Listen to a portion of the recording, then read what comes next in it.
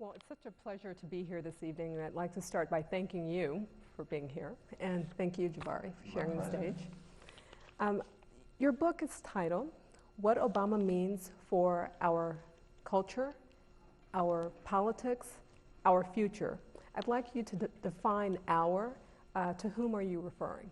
I'm actually talking about all Americans. I mean, there are things in the book, I think, that sort of address the particular interests and questions involving African Americans, but I really had a wider audience in mind, which seemed appropriate in terms of the thrust of Obama's campaign and his message. So I meant the country collectively. So you in the book, you talk a lot about image and Obama's impact on young black men. So talk a bit about that. Well, I tried to place him in context in terms of images of black masculinity that we've seen in the culture since about 1619 when African American men first set foot on the continent. So I tried to place him in that context. So I discussed certain aspects of what his public reputation became, involving the coolness, for example. I pointed to a number of articles that pointed out Obama's coolness, described him as cool. So I compared that to some of the earlier images of African American men who were perceived as cool. Sidney Poitier, especially the jazz musicians of the 1950s, who were iconic figures, particularly on Blue Note album covers, for example. And one of the interesting things about those jazz musicians is that they had swagger. Right. You know, they had an element of sexual attraction, but at the same time, they were acknowledged as intellectuals, as gifted artists.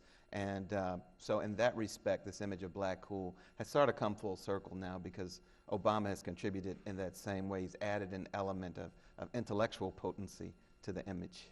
And the chapter, What Cool Can Do, that group of artists, musicians you were just talking about, you said conveyed an image of black men as stylish, cerebral, and undeniably masculine.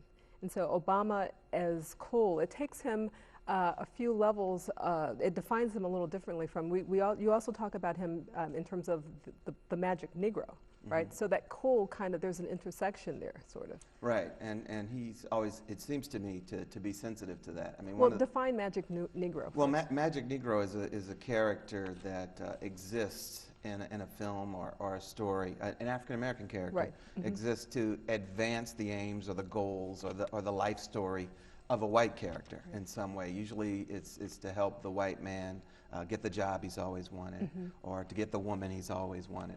And the African American character lacks those same aspects in his own life. We don't find out what he's like at home. Right, so he doesn't necessarily have a past, right? He's kind of one-dimensional figure. Right, so I mean, I wrestle with that image because the Magic Negro, as far as I could trace, it was first mentioned in print by Rita Kempley in the Washington Post. She's a white critic. Yes. And I thought she didn't go far back enough because I thought the antecedents were in literature.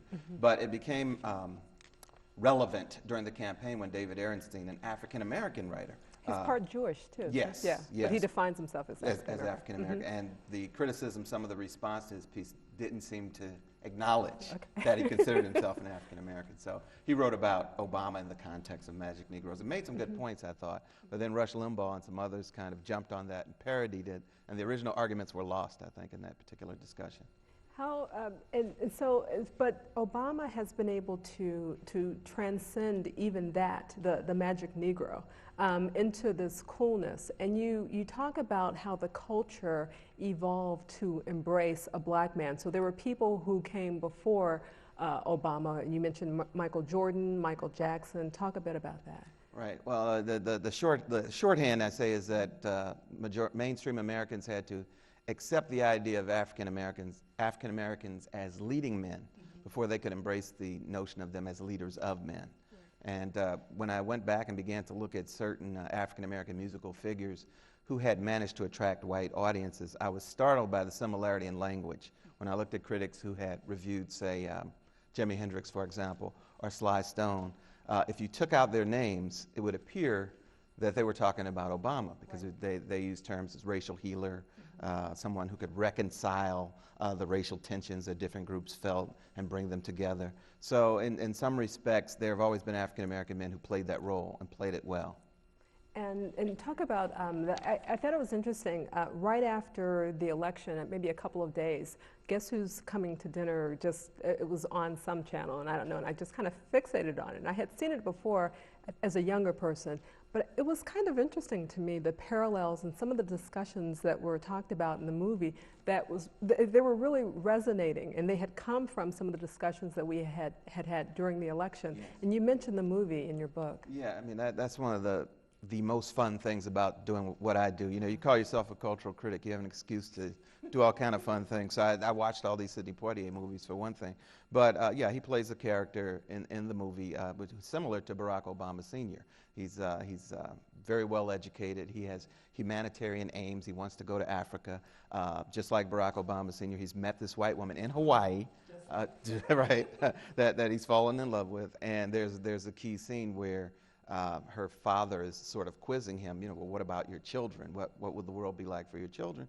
And he says, well, she thinks every one of our children is going to be president of the United States. So it's kind of eerie. It is. In some ways in which the movie prefigured it. But at the same time, you know, the movie discusses, say, interracial relationships and makes reference to the fact that they could be arrested for the type of marriage. But it was 1967, and that's when Loving versus Virginia made interracial marriage legal. So at the same time, we're beginning to see these changes in society that ultimately lead to where we are today. You also talk about Prince and the parallels between Prince. Is he called Prince these days? Yes. I know, he's one of those musicians, and he's constantly changing his name.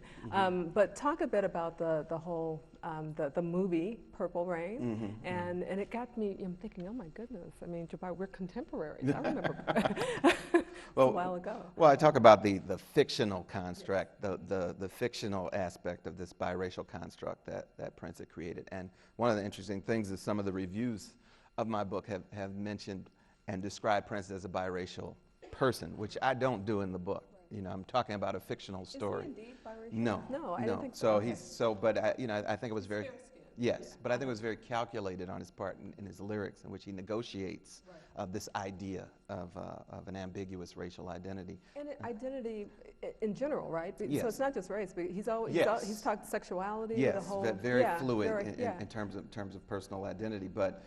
In terms of the audiences that he aggressively courted multiracial audiences. That's and he changed his music. He made specific changes to his music that I discuss in the book in order to make it more palatable to more different types of listeners, in the same way that Obama tweaked his own political message to reach a wide swath of the electorate. There are race figured prominently from time to time in the election, and sometimes it was kind of on the surface, but it was always a part of the subtext. What do you? Yesterday, Attorney General Eric Holder said that we don't talk as a country a lot about race. I mean, we were just talking about some of the nuances of Prince. We don't talk about race. We work often or sometimes in interracial environments, but then we go back to our separate enclaves, and we are in our separate worlds. And Holder said that we are a nation of cowards when it comes to race. We have this person of color as a president now. I mean, what are your thoughts on that? Well, I think that he was trying to be provocative, but I think that his timing was not ideal. Number one, and number two, I mean, because to a certain extent the country still wants to be in this moment of self-congratulation because we've overcome certain racial hang-ups in order to elect an African American as president, and I think it's necessary to take that moment. I do. So how long should the moment last? It should be brief, but I don't think we should deny people that opportunity to feel that they've done something that we've all done something that we can be proud of. So I think that on the heels of that, to say it's a nation of cowards is a little less than prudent. But at the same time, I also think that Eric Holder's about 57 years old. So I think he's talking about his generation and his predecessors. I don't think that language necessarily applies to younger Americans. Well, and you talk in the book about the millennial generation and how they view race differently from even those of us over 40.